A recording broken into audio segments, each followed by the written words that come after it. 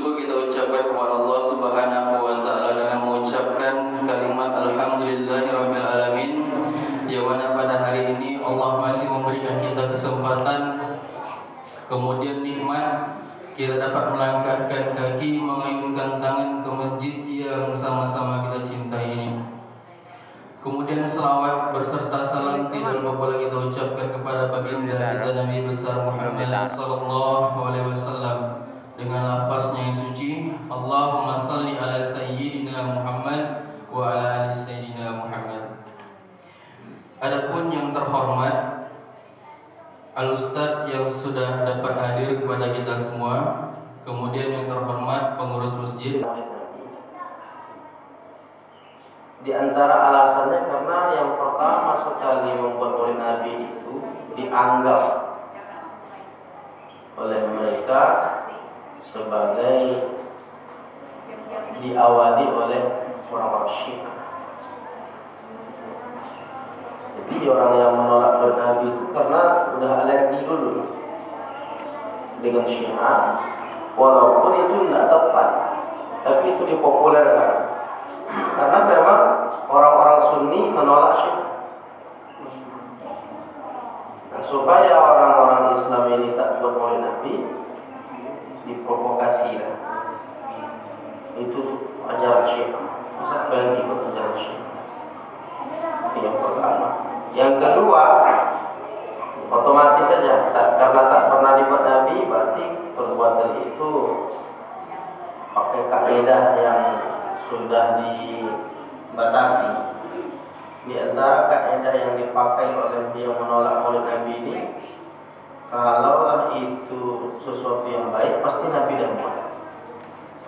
Nah, di situ kunci. Jadi umat ini langsung iya ya, berarti salah lagi. Nah, ini kunci dibuat Nabi atau tidak. Karena dibatasinya sunnah itu hanya pada perbuatan. Padahal sunnah Nabi itu bisa perbuatan, bisa ucapan, bisa persetujuan. Banyak juga amalan-amalan dalam Islam ini tidak dibuat Nabi, tapi Nabi setuju. Kenapa setuju? Ada dalil-dalil umumnya. Itu dalil-dalil umum itu menunjuk persetujuan, takrir. Kalau tidak pernah dibuat Nabi, berarti kaitannya muhdas. Iyyakum wa muhdatsatuha fa inna kulla muhdatsatin bid'ah wa kulla bid'atin dhalalah. Dalam riwayat Muslim, wa kulla dhalalatin finnar.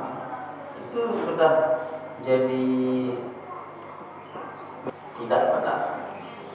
Karena kata Imam As-Suyuti, yang pertama mengadakan maulid Nabi itu adalah seorang raja bernama Al-Muzaffar Abu Sa'id Kaukabari Ibnu Zainuddin Ali Ibnu Battakin.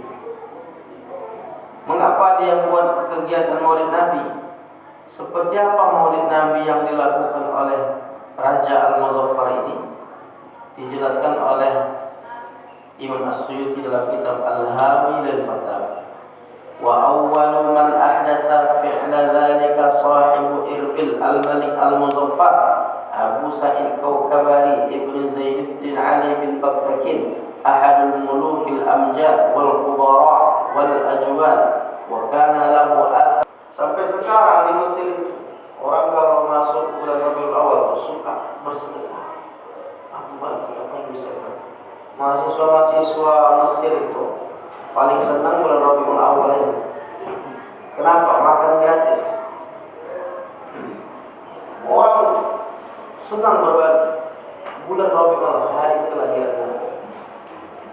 Nah, Raja Al-Muzaffar ini memberikan hadiah 1000 dinar kepada Syekh Abdul Khattab bin Dihyah, penulis kitab At-Tanwir fi Mawlidil Bashirin Nadir. Motivasi, siapa yang menulis sejarah Nabi, tentang kehidupan Nabi mulai dari lahirnya sampai Nabi wafat, perjalanan hidup Nabi, sejarah, maka diberikan hadiah. Tak tanggung-tanggung dituangkan ke uang kita hari ini 2,5 miliar. Itu hadiah seorang penulis tentang sejarah. Di Masjid Baitul Ma'mur ini boleh juga kalau dibuat itu kan. Maksudnya dibuat kegiatan itu. Cuma 2,5 miliarnya agak payah segitu Pak. Ini buat kegiatan anak-anak mengajar cermat atau lomba cerita sirah nabawiyah. Itu bukti bahwa kita perlu memperkenalkan kepada generasi ini siapa Nabi. Jangan-jangan kita tak kenal dengan Nabi. Maka perlu dibuat kegiatan itu untuk menghangatkan semangat kita untuk mencintai Rasulullah. Mungkin hari-hari 11 bulan yang kita lewati berlalu begitu saja. Tapi ada satu bulan itu bulan kelahiran Nabi, mengingatkan. Tahu nggak kalian bahwa ini bulan lahirnya Nabi? Tahu kata anak. Nah, di mana Nabi lahir? Kapan Nabi? Mengingatkan sejarah supaya dia tahu sosok yang mulia itu. Itulah yang kita selalu ucapkan dalam salat, wa asyhadu anna Muhammadar Rasulullah. Kemudian apa yang disebut oleh Imam As-Suyuti? Raja Muzaffar ini dia bersedekah di bulan Rabiul Awal itu 5.000 kambing panggang, 10.000 ekor ayam, 100 kuda, 100.000 keju, 30.000 piring manisan. Bukan piringnya, ada manisannya di dalamnya. Jadi memang luar biasa. Berapa banyak orang bisa merasakan meriah di bulan yang disebut sebagai bulan lahirnya Rasulullah SAW. Nah itu kalau ditanya Syiah bukan, dia seorang Ahlus Sunnah wal Jamaah. Tapi katanya Maulid Nabi tak pernah dibuat sebelumnya, berarti kalau buat mengada-ngada. Apakah benar Nabi tidak pernah buat maulid? Poin yang kedua. Mengapa maulid itu apa? Mengingat lahir, itu intinya. Mengingat hari lahir. Apakah Nabi tak pernah mengingat hari lahirnya? Setiap Senin Nabi mengingat hari lahir. Itu yang ditanya oleh seseorang. Wasu'ila an shaumil itsnain. Ditanyalah kepada Rasulullah tentang puasa hari Senin. Mengapa engkau puasa hari Senin ya Rasulullah? Kata Nabi, "Dzaka yaum wulid."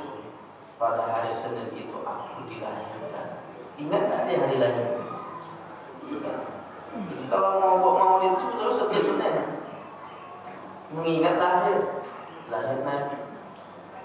Wa dzaka wa fihi wa yawma bu'ithtu. Pada hari Senin itu juga aku dibangkitkan. Au unzalu alayya fihi. Dan pada hari Senin itu juga Al-Quran diturunkan kepada. Artinya Nabi mengingat hal yang besar.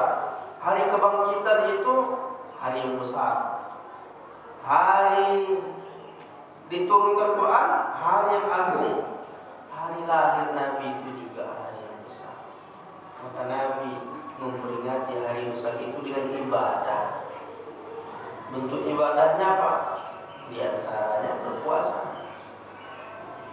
Tapi tak semua orang bisa berpuasa. Tak semua orang mau puasa Senin.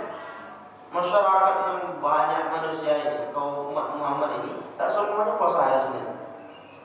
Maka diingatkanlah di bulan Rabiul Awal itu bulan lahirnya, diingatkan dengan amal-amal soleh. Di antaranya mengingatkan tentang sejarah. Jadi itu di antara dalilnya mengapa ulama-ulama kita menganjurkan maulid Nabi. Kemudian yang mengatakan tak ada dalil itu perlu diluruskan. Dalil tentang maulid Nabi itu tidak tegas di dalam teks. Kalaupun ada teori itu kan masih bisa ditolak oleh mereka yang menolak maulid Nabi. Tapi dalil umum itu menunjukkan bolehnya. Mana dalil umumnya? A'udzu billahi minasyaitonir rajim. Wa dzakkirhum bi ayyamillah. Ingatkan mereka pada hari-hari Allah. ingatkan mereka umat Islam, ingatkan kepada mereka apa yang perlu diingatkan tentang hari-hari Allah. Hari-hari Allah itu enggak apakah hari Senin hari Allah, hari Selasa hari malaikat, hari Rabu hari Nabi, apa lagi hari biasa. Yang dimaksud hari-hari Allah dirincikan oleh Nabi, disebutkan dalam kitab Syu'abul Iman Imam Al-Baihaqi, diriwayatkan dari Ubay bin Ka'ab. Kata Nabi yang menafsirkan ayyamillah Nabi, kata Nabi, nikmat Allah itu, hari-hari Allah itu, nikmat-nikmat dan karunia Allah. Ni'amillah, bi ayyamillah bermakna bi ni'amillah. Hari-hari Allah itu maksudnya nikmat-nikmat dan karunia yang Allah anugerahkan. Jadi kalau begitu memahami wa dzakirhum bi ayyamillah, ingatkan mereka kepada nikmat-nikmat Allah dan karunia Allah. Kemudian kata Imam Al-Baihaqi, kelahiran Nabi itu adalah satu nikmat dan karunia terbesar yang mesti diingat dan mesti disyukuri. Kalau tak ada Nabi Muhammad, maka tak sampai Islam kepada kita. Karena risalah Islam itu diemban oleh Nabi, disampaikan kepada sahabat, kemudian sampailah ke penjuru alam semesta, sampailah ke negeri kita, maka kita ternyata terlahir sudah beragama Islam saja, umpamanya. Itu nikmat besar. Maka kalau begitu ingatkan tentang nikmat besar itu. Salah satu nikmat besar terlahirnya Nabi Muhammad SAW membawa rahmatan lil alamin. Nah itu yang mesti disyukuri. Sudah. Nah orang-orang yang menolak oleh Nabi, dia tak mau kalimat seperti ini, menjelaskan seperti ini. Dia maunya kalimat wa dzakirhum bi maulidin nabi. Dia mau kata maulid itu muncul dalam Al-Quran. Padahal bukankah oleh Nabi itu mensyukuri bahwa Nabi terlahir di muka bumi dan kita pun mengingat bagaimana kehidupan Nabi. Itu maulid Nabi yang dibuat masyarakat, mengingat sejarah Nabi, mengingat sejak Nabi lahir sampai kehidupannya, mengambil ibrah, pelajaran, bagaimana akhlaknya, bagaimana tutur kata, bagaimana sikapnya. Itu sebetulnya yang ditolak. Bukankah Nabi mengajarkan untuk mensyukuri nikmat? Bahkan Nabi Musa dalam sebuah riwayat, dia berpuasa pada tanggal 10 Muharram itu karena mensyukuri terselamatkannya Nabi Musa.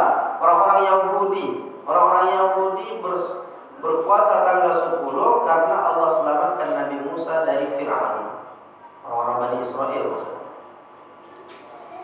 وقد ظهر للتخريج على أصل ثابت وهو ما ثبت في الصحيحين من أن النبي صلى الله عليه وسلم قدم المدينة. Rasulullah suatu ketika sampai di Madinah. Setelah di Madinah, Nabi wajadal Yahud, mendapati orang Yahudi yasumuna yauma Asyura. Ternyata orang Yahudi ini puasa tanggal 10 Muharram.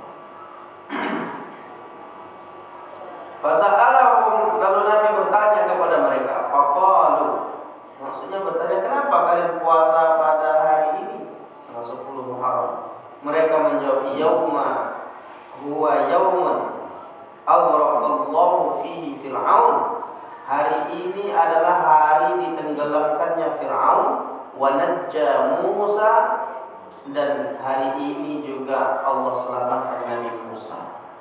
Fanahnu nasumuhu syukran lillah, dan kami berpuasa pada hari ini karena bersyukur kepada Allah.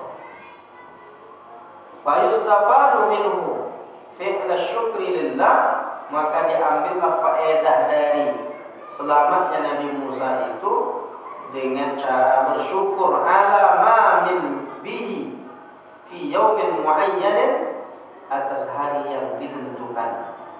Jadi bersyukur tentang hari yang ditentukan. Hari apa? Hari tanggal 10 Asyura. Bersyukur tentang hari yang istimewa itu dilakukan oleh orang Yahudi dulu. Puasa dia tanggal 10 Asyura. Min isda'i ni'matin aw daf'i ni'matin. Saking dia senangnya terhadap nikmat Allah dan dia bisa menolak kemudaratan, hal yang mengkhawatirkan Nabi Musa. Wa yu'adu dzalika fi nazirin dzalikal yaum min kulli sanah, dan diulang setiap tahun karena mensyukuri nikmat Allah pada hari tertentu itu. Jadi maka kalau begitu atas dasar ini boleh mengulang setiap tahun atas nikmat yang pernah dianugerahkan oleh Allah pada waktu-waktu yang ditentukan. Kullu sana, setiap tahun. Jadi kalau setiap tahun kita buat acara Maulid Nabi, itu dalam rangka mensyukuri nikmat Allah, mensyukuri karunia terbesar yang Allah anugerahkan kepada kita, terlahirnya Nabi Muhammad SAW. Intinya apa? Boleh bersyukur atas nikmat besar setiap tahun. Lalu diambil analogi oleh ulama-ulama kita. Kalau Nabi Musa saja diselamatkan oleh Allah dari kejaran Fir'aun, boleh kita mensyukuri nikmat besar itu setiap tahun. Puasa Asyura. Sampai hari ini puasa Asyura itu kita masih puasa Asyura. Sebetulnya tujuan kita puasa Asyura itu apa? Itu di antara mensyukuri nikmat Allah bahwa Nabi Musa pernah diselamatkan dari Fir'aun. Kalau untuk Nabi Musa boleh mensyukuri nikmat Allah, mengapa untuk Nabi Muhammad tak boleh? Apakah lebih besar nikmat dilahirkannya Nabi Muhammad atau nikmat diselamatkannya Nabi Musa? Kalau orang Islam, umat Nabi Muhammad, bahkan seluruh nabi-nabi itu nanti dipimpin oleh Nabi Muhammad di hari akhirat. Itulah lebih besar karunia dilahirkannya Nabi Muhammad SAW. Itu dalil pertama. Kedua, dalil pertama ini, dalil kedua tentang hadis tentang Nabi bertanya kepada Yahudi. Yang ketiga, hadis dalam kitab Imam Al-Bukhari. Kemudian dalam kitab Al-Bidayah wan Nihayah, ketika Suwaibah menyampaikan berita lahirnya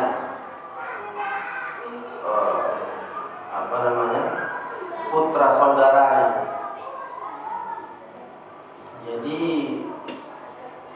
Abu Lahab ini membebaskan budak karena dia senang dengan lahirnya Nabi Muhammad. Jadi karena Abu Lahab yang sudah jelas itu disebutkan dalam Masyuti, "Idza kana hadza kafiran ja'a zamuhu." Jika seorang Abu Lahab yang sudah jelas statusnya kafir, wa tabbat yadahu fil jahim mukhlida, dikecam dia dalam api neraka, celaka, kan disebutkan Al-Quran tabbat yada abi lahabin, kan dalam Al-Quran. Sementara diriwayatkan setiap hari Senin annahu fi yaumil isnaini da'iman yukhaffafu anhu lis-sururi bi ahmada. Setiap hari Senin azabnya diringankan karena senang dengan kelahiran Nabi Muhammad. Bagaimana famazannu bil 'abdil ladzi tula umrihi, bagaimana hamba Allah yang sepanjang umurnya dia senang dengan kelahiran Nabi Muhammad dan matinya muwahhidah, matinya dalam keadaan bertauhid kepada Allah. Tentulah ini lebih besar lagi keutamaannya daripada Abu Lahab. Lebih besar mana keutamaan orang Islam dengan Abu Lahab yang bukan Islam? Oh, tentu tak bisa dibandingkan sebetulnya. Orang hitam dengan putih, maksudnya itu jelas. hitam putihnya maksudnya yang ini muslim, yang ini musyrik. Tapi orang musyrik ini ternyata dia dapat keringanan azab karena pernah dia dulu senang dengan kelahiran Nabi Muhammad. Itu yang menyebabkan azabnya. Sehingga ulama-ulama yang meskipun ketat dalam beberapa hal, ternyata mereka masih membolehkan maulid Nabi seperti Syekh Ibnu Taimiyah. Ibnu Taimiyah itu apalagi pendapat-pendapatnya itu banyak sekali yang mungkin kalau kita lihat dari amalan itu ditolak. Tapi untuk bab seperti ini, mencintai Nabi, menghadiri kegiatan seperti maulid Nabi, Syekh Ibnu Taimiyah malah membolehkan. Fata'zimul maulid, mengagungkan hari lahirnya Nabi, wattikhadhuhu mausiman, dijadikan sebagai musim perayaan. Qad yaf'aluhu ba'dun nas, memang dilakukan oleh sebahagian orang. Wa yakunu lahu fihi ajrun azim, dan orang yang melakukan itu mendapat pahala, balasan pahala yang besar. Kenapa dapat pahala? Pahala lihusni qasdihi, karena baiknya niatnya, wa ta'zimihi, dan ta'zimnya dia kepada Rasulullah sallallahu alaihi wasallam. Jadi kalau Syekh Ibnu Taimiyah yang membolehkan maulid Nabi, tapi banyak yang mengikut Syekh Ibnu Taimiyah yang menolak maulid. Jadi generalnya membolehkan, ya kopral-kopralnya tidak bolehkan. Jadi orang-orang yang diikutinya membolehkan, malah yang tak, yang di bawah malah menolak. Nah kalau kita Syekh Ibnu Taimiyah sudah, tapi kalau ulama-ulama Mesir seperti Syekh Abdul Safar itu sudah jelas. Kata dia, pendapat saya boleh memperingati maulid Nabi, karena pemuda saat ini nyaris merupakan agama dan keagungan. Ketika orang berkumpul, dan bisa jadi perayaan-perayaan yang di luar tidak ada hubungan dengan Islam, itu hampir mengalahkan hari-hari besar Islam. Kata dia, tujuan maulid Nabi itu apa? Memperdalam sejarah Nabi. Nah, jadi itulah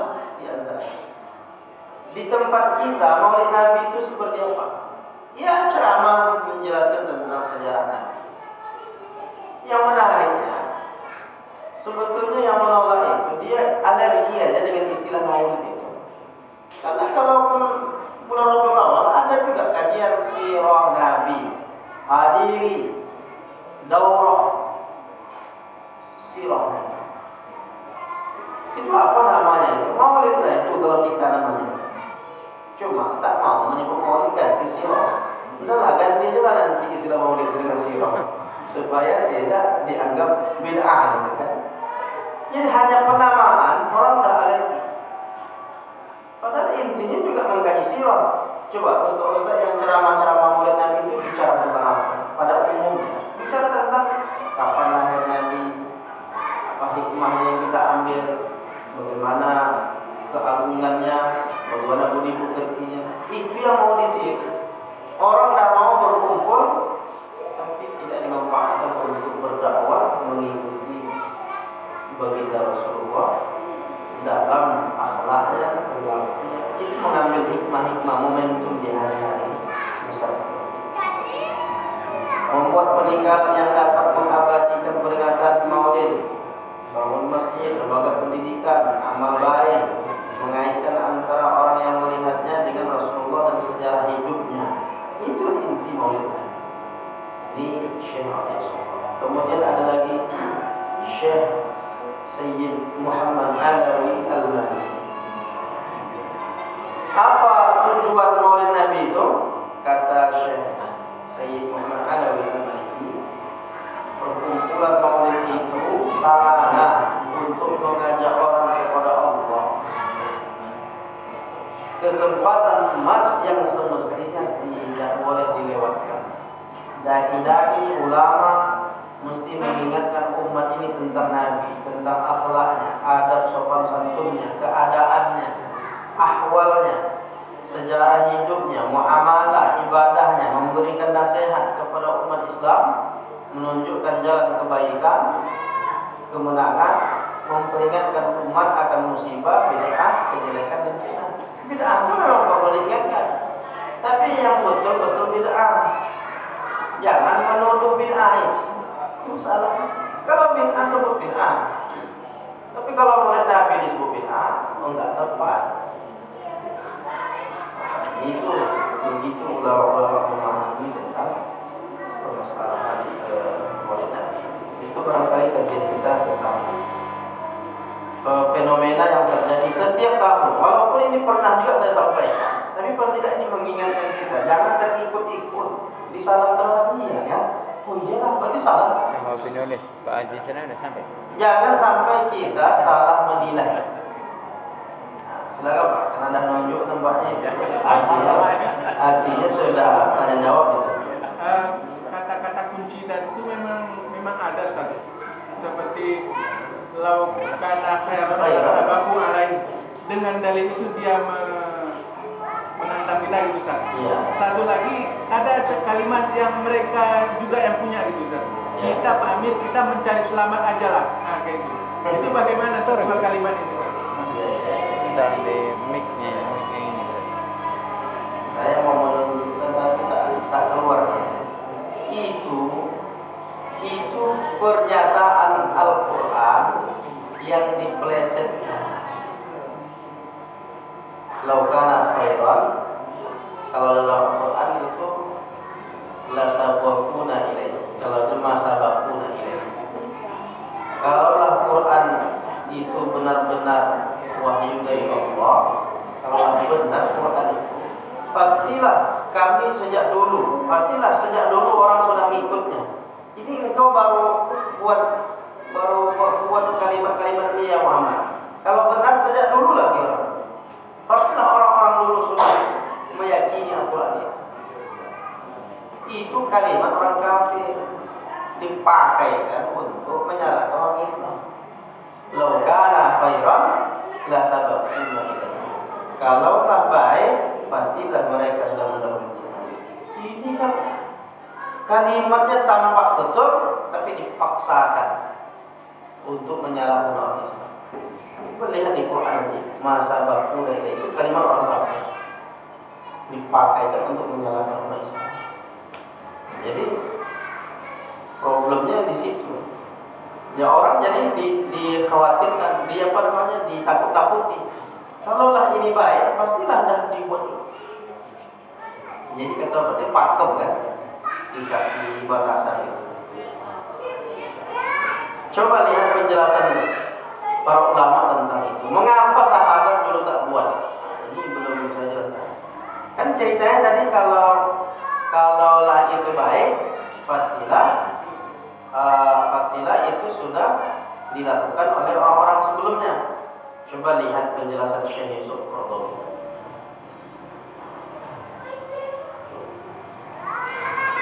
Mengapa? Ya. Ada bentuk peran yang dapat kita anggap dan kita akui memberikan manfaat bagi kaum muslimin. Kita mengetahui bahwa para sahabat tidak pernah merayakan Maulid Nabi. Kan tadi cerita itu, Pak. Kalaulah baik, pastilah sahabat sudah buat. Ini kata Syekh Yusuf Qaradawi. Para sahabat, kita tahu para sahabat Nabi radhiyallahu anhum tidak pernah merayakan Maulid Nabi. Tidak pernah. Jadi kenapa mereka merayakan Maulid Nabi? Kenapa kita merayakan Maulid Nabi? Dan mengapa sahabat tak buat? Ini alasannya. Karena semua peristiwa itu bahwa Nabi hijrah, mereka alami langsung. Kemudian mereka hidup bersama Nabi. Kan Maulid Nabi apa tujuannya? Menceritakan tentang peristiwa hijrah, menceritakan tentang peristiwa Nabi di Gua Hiro, menceritakan Nabi ketika berada di Madinah. Kemudian, terima kasih Pak. Soalnya terima kasih. Sama-sama. Mereka hidup bersama Nabi, Nabi hidup di hati mereka. Oh sahabat, jiwanya bergelora. Nabi di hadapannya berlomba-lomba mengambil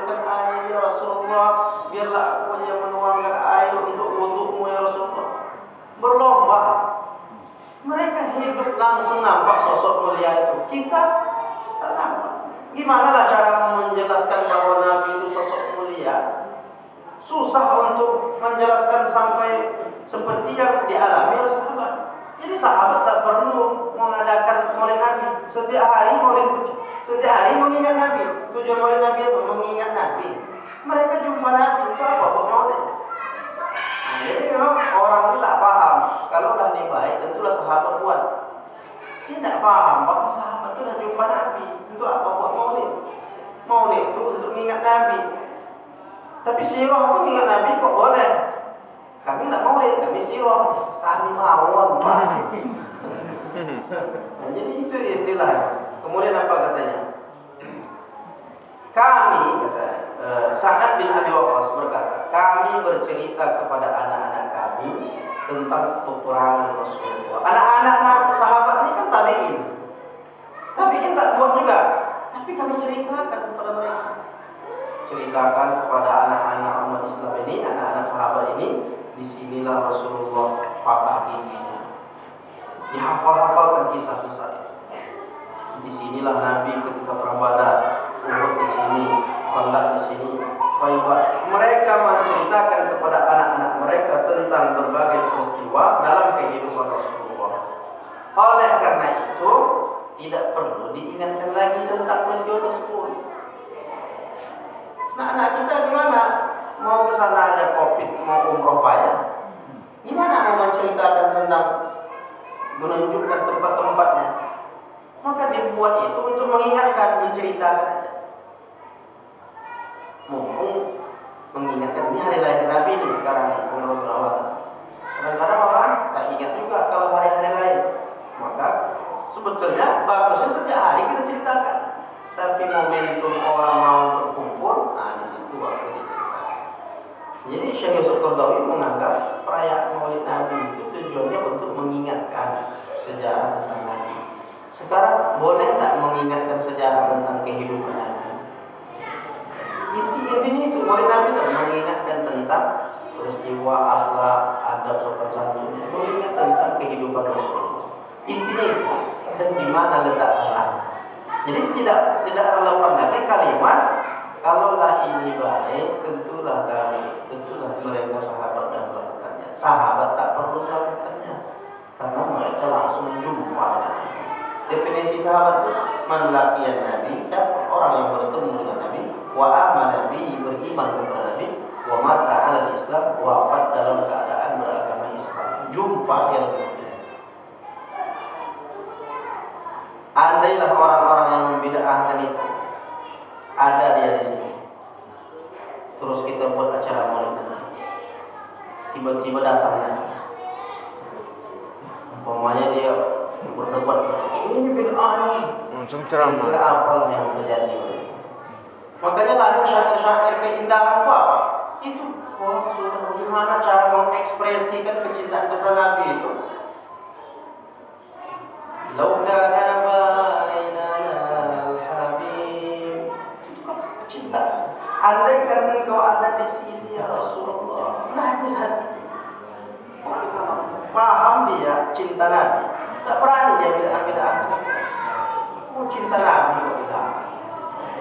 Nah itu tentang mencintai Rasulullah. Nah gitu Pak ya. Silakan Pak, mau nanya sesuatu ini? Ada yang ditanya lagi?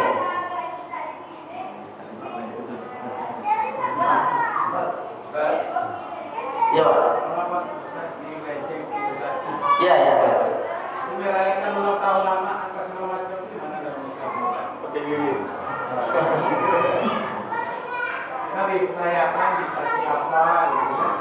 Dikasih hadiah gitu. Gimana cerita itu Pak? Untuk jelasin kita. Iya. Tadi saya bukan nulis. Merayakan ulang tahun anak itu bahagian dari wujud syukur kepada Allah Ta'ala. Tetapi tetap syarat dan ketentuan berlaku. Nah, itu bersyukur. Gimana mensyukuri hari itu?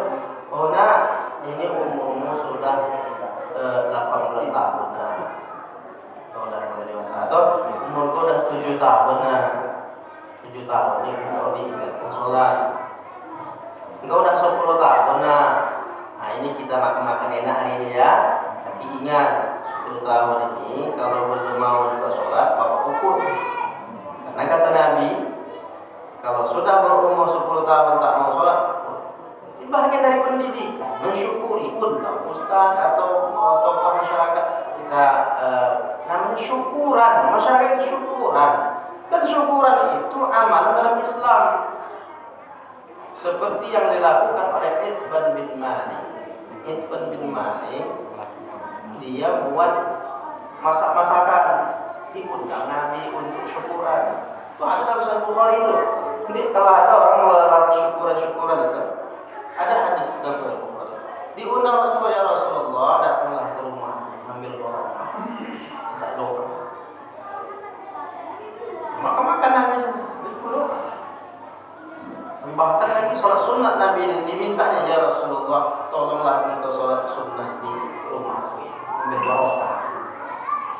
Jadi kalau umpamanya ada ustaz itu diundang untuk acara syukuran itu, ustaz mohon doakan anak kami. Ini ulang tahun. Doa. Ya Allah, berilah keberkahan pada umur anak.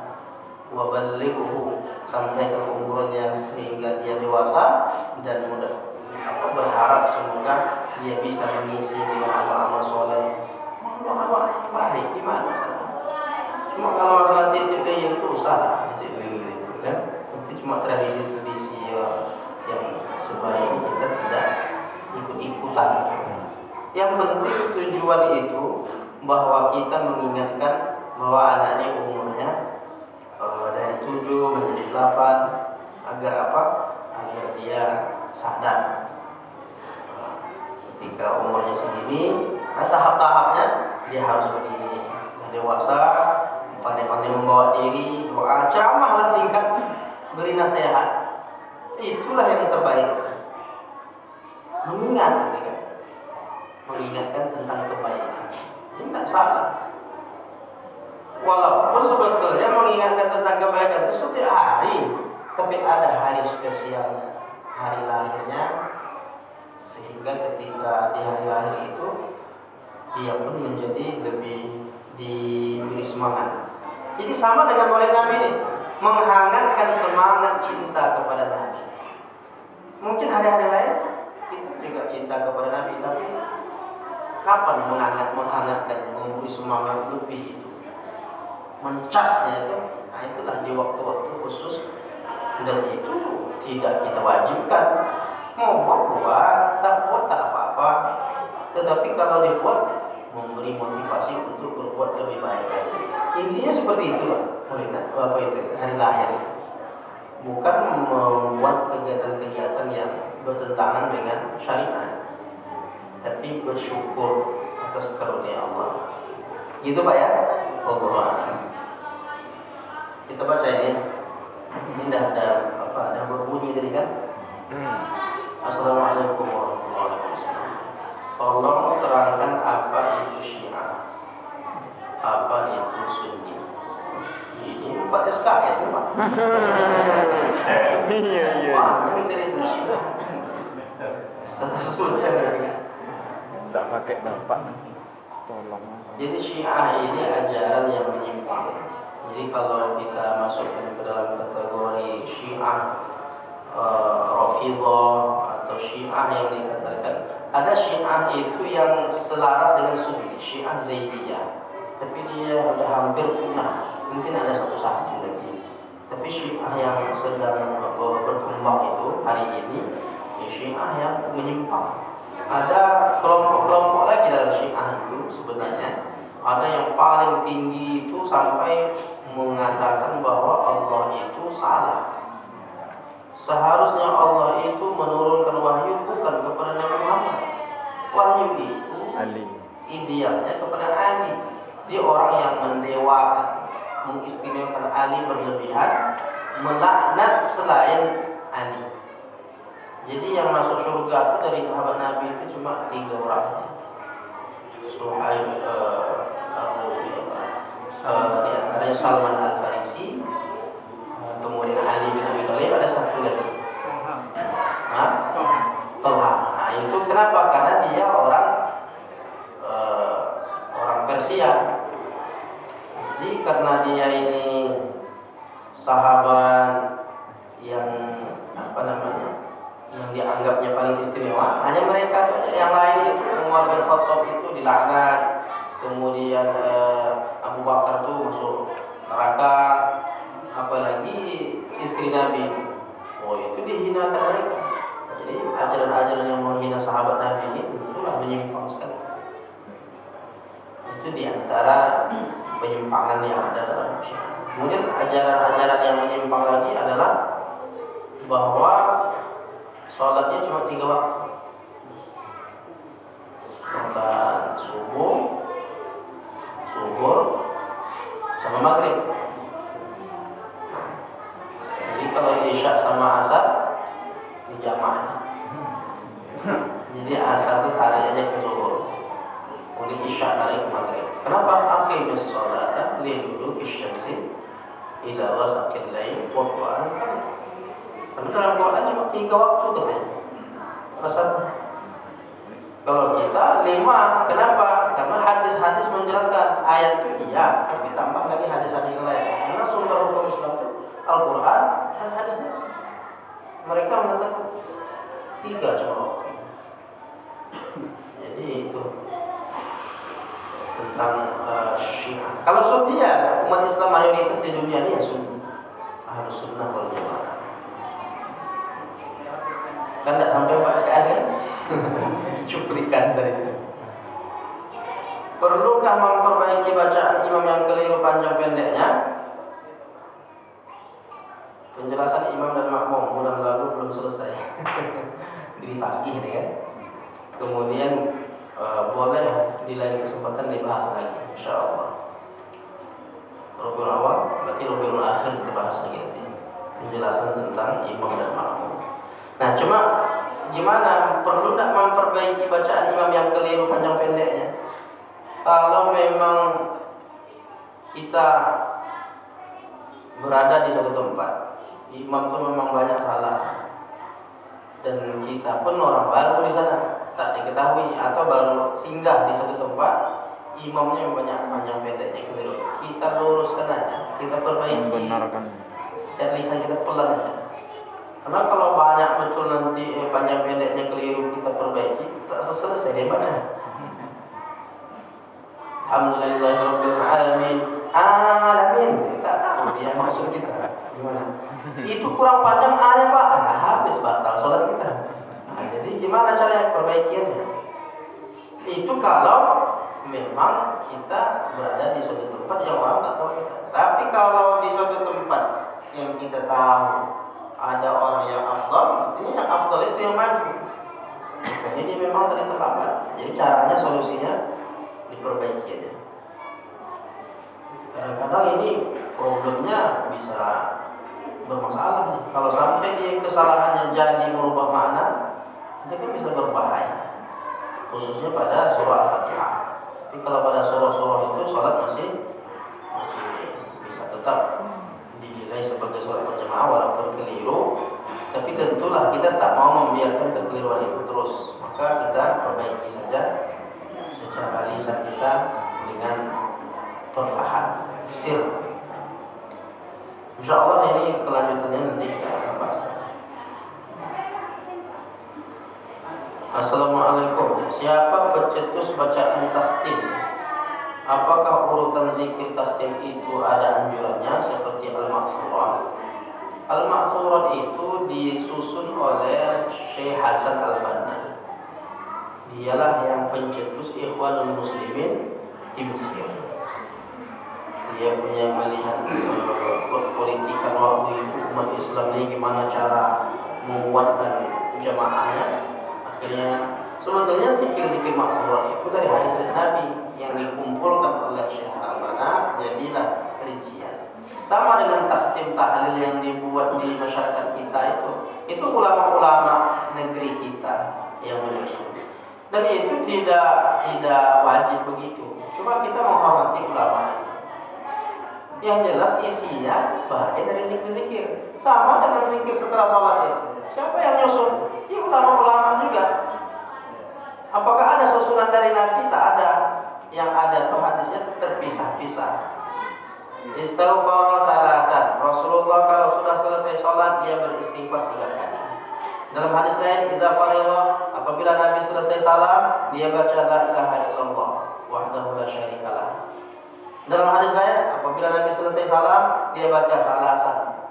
Bahkan Nabi mengatakan man qara'a salasan wa salasina, man kabbara lillah, siapa bertakbir 33 kali, siapa membaca tasbih 33 kali, itu kan tahmid 33 kali, digenapkan jadi 100, la ilaha illallah wahdahu la syarikalah, diampuni dosanya meskipun sebanyak buih di lautan.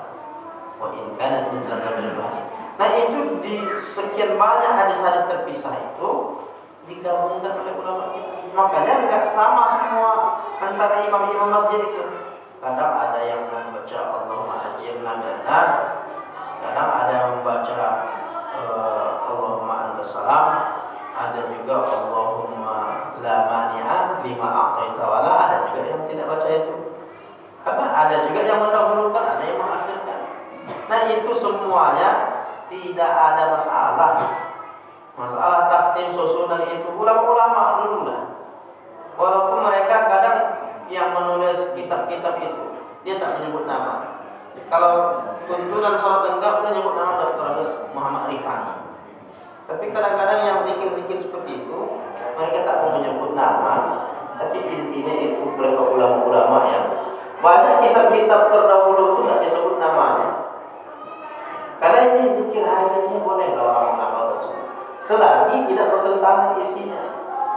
Tapi sebagian kan ada yang mau memperbaiki di antara doa yang selalu dibacakan itu, doa-doa yang di dalam kitab tadi, wa qaddim lana ma'al jinni ma'al iman, ya. Wa qaddim lana minal jinni ma'al iman. Nah, itu mungkin yang jadi penelitian mengapa itu sampai dulu diajarkan. Ya Allah, layankanlah jin itu kepada kami. Kan itu. Allahumma ahyina bil iman. Itu bagus kan, ya Allah hidupkan kami dengan iman. Wa amitna bil iman. Wa adkhilna al-jannata ma'al iman. Terus ada lagi wa khattim lana minal jinni ma'al iman. Layankan kepada kami jin. Mungkin itu zaman-zaman penjajahan dulu kayaknya. Ya, kan karena orang menjaga gimana caranya. Jadi kekuatannya seperti itu dulu. Makanya sekarang itu perlu direvisi gitu ya kan. Nah, itu kalimat-kalimat seperti itu. Tapi yang lain-lainnya bagian dari hadis-hadis Nabi yang dibolehkan. Ada yang disusun oleh para ulama. Ada yang memang kayak ada itu ya ada terbalik, itu tidak ada masalah.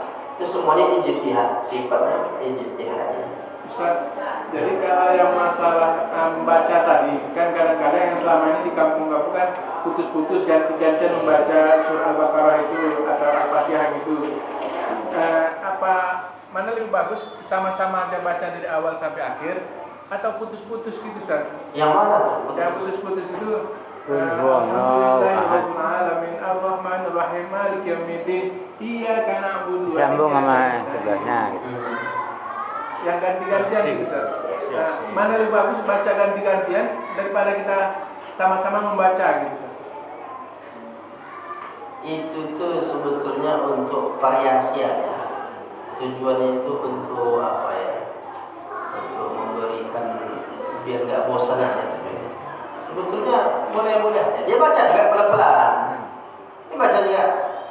Kata yang membimbing nih, qul a'udzu birabbin nas, malikin nas, ilahin nas. Baru disambut. Min syarril waswasil khannas alladzi yuwaswis. Sebetulnya baca juga, tapi pelan-pelan ini kok kuat. Tujuannya itu. Masa bacanya cuma ujung aja gitu kan? Supaya jemaah yang keluar. Supaya tak ngantuk. Ya itu tak ngantuk jadi buat suara sendiri. Itu kan keindahan seni.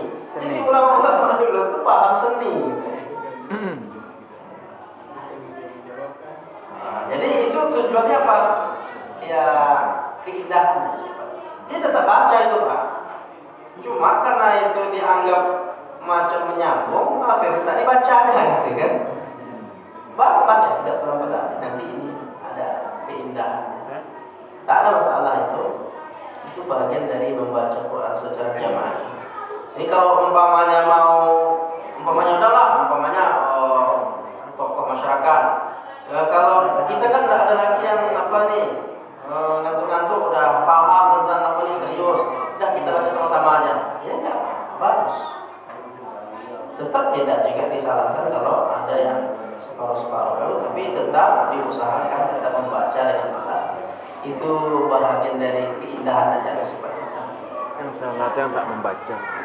Ada masalah.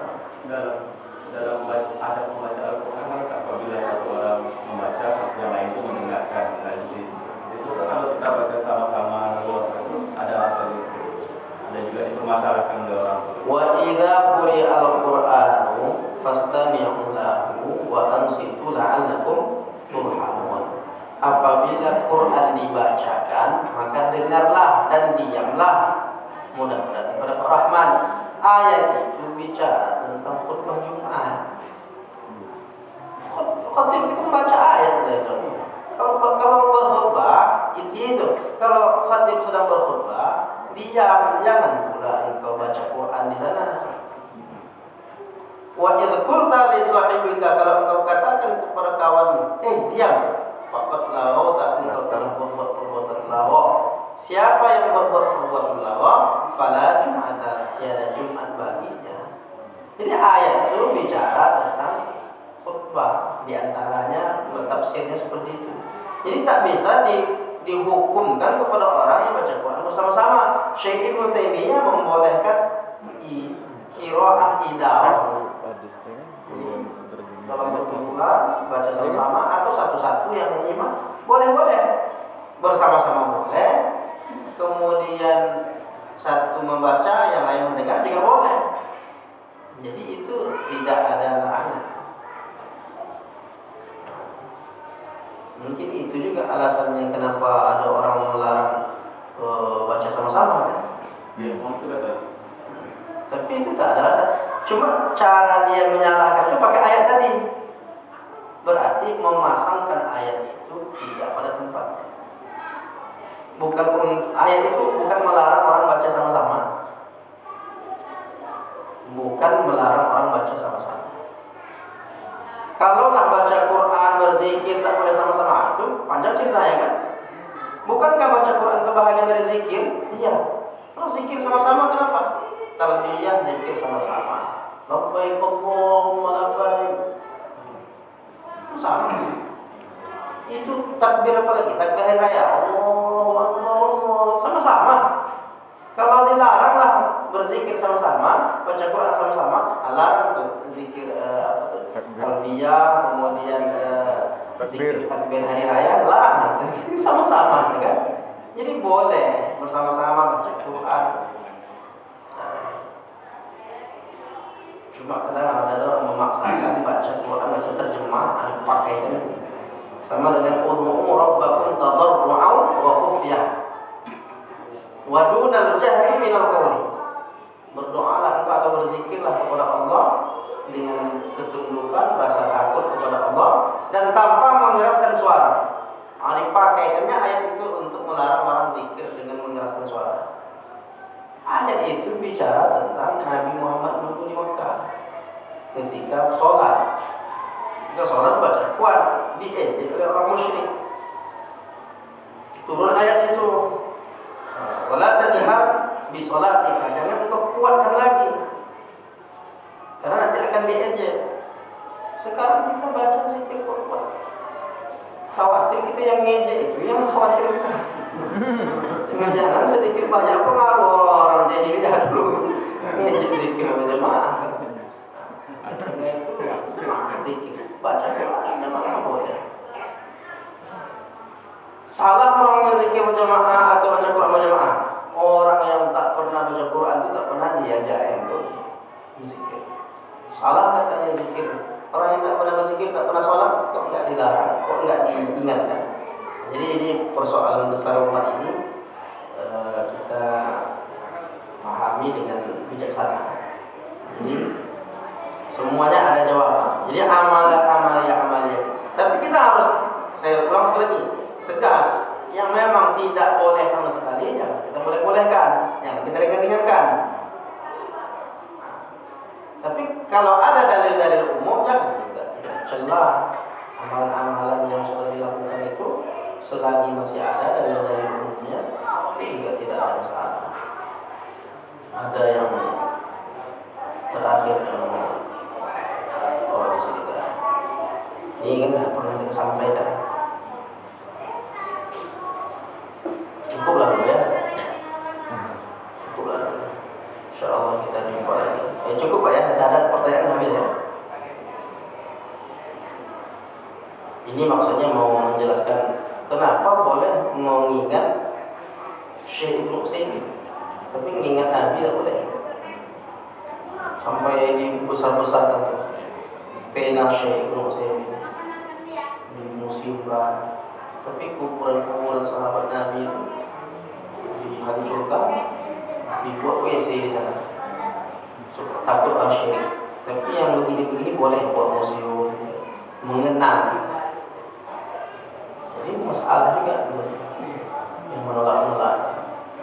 Wallahu a'lam bishawab. Mudah-mudahan Allah senantiasa memberikan kepada kita kekuatan untuk tetap istiqomah dalam kebaikan, jangan sampai hilang kecintaan kepada Nabi. Dan kegiatan-kegiatan seperti ini tujuannya adalah bagaimana menghangatkan semangat kita untuk tetap mencintai Rasulullah dan memperbanyak sholawat kepada insyaallah. Mudah-mudahan kajian kita ini bermanfaat. Mohon maaf atas segala kekurangan. Aku qouli hadza astaghfirullah li wa lakum. Subhanakallahumma wa bihamdika asyhadu an la ilaha illa anta astaghfiruka wa atubu ilaik. Wassalamualaikum warahmatullahi wabarakatuh.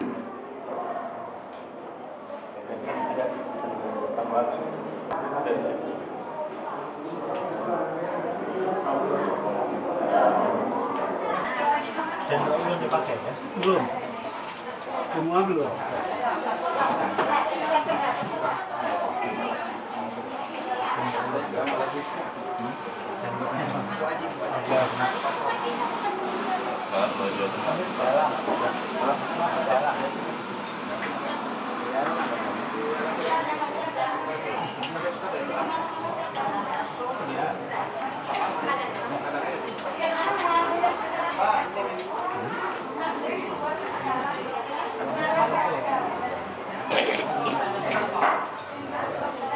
Terapi kita mana?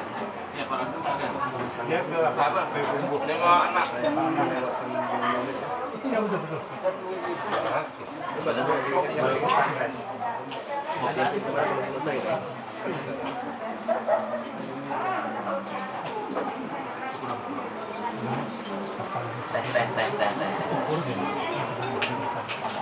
Biar clear.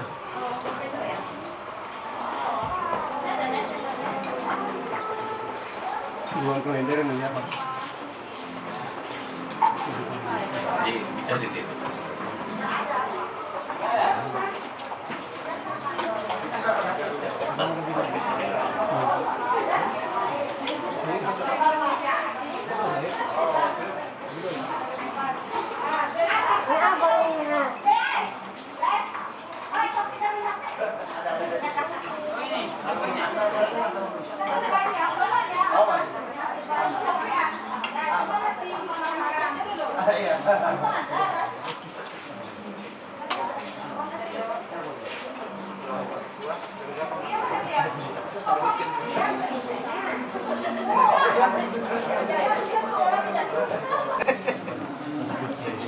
Istirahat.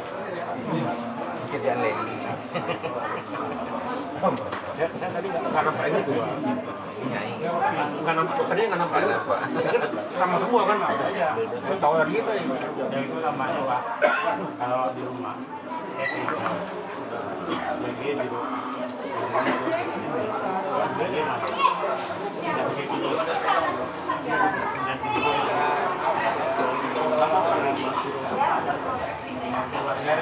Kalau Kakrojinya patang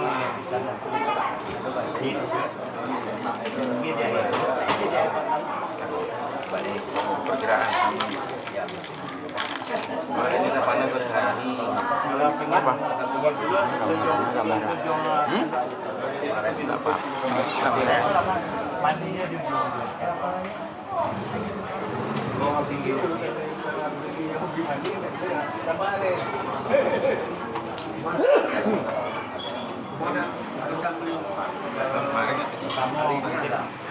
Apa PT? Jamnya apa PT? Kalau ladangnya awak dulu. Oh, itu mah buat badai. Kiri menurut kaki. Mau jeda sore. Hah? Ada ibu-ibu di belakang. Jeda dulu.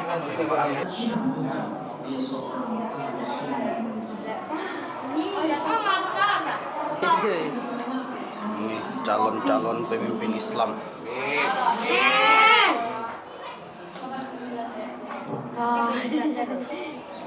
Nambah?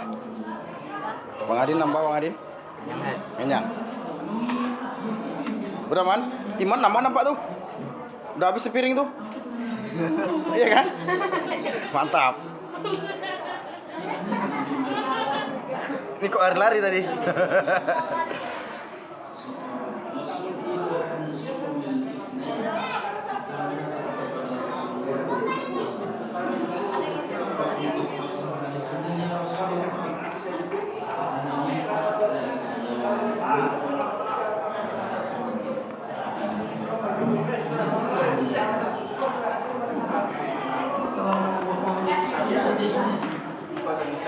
Beliau nggak bisa lengket lagi. Paar. Hei, cantik nih.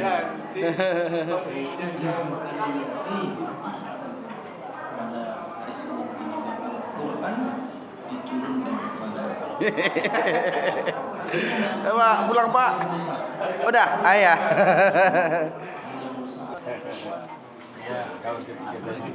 Mati? Enggak.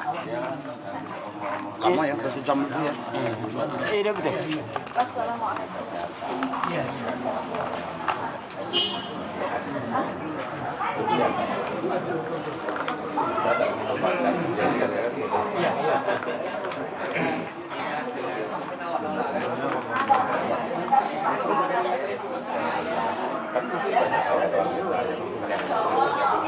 Ya, saya maaf lahir batin ya.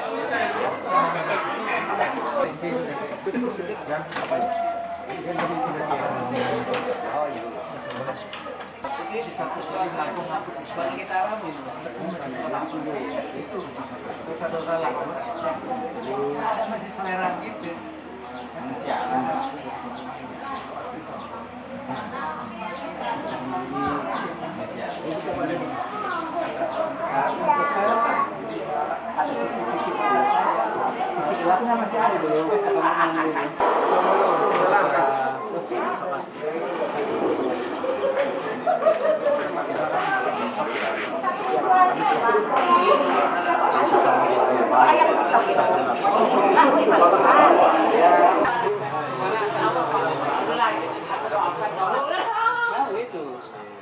ada belum ada sebab ada sebabnya ada sebab karena tadi tuh bang panasan Mulai. panasan pakai AC Gimana? Udah clear? belum Belum.